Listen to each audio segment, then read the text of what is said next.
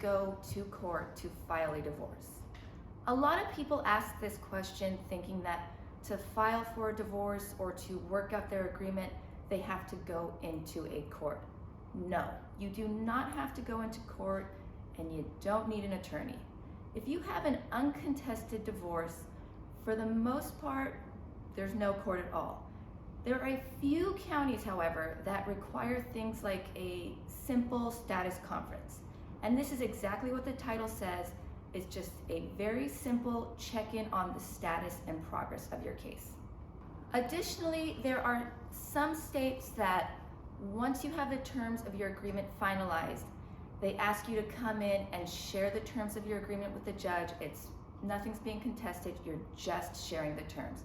That doesn't always happen though.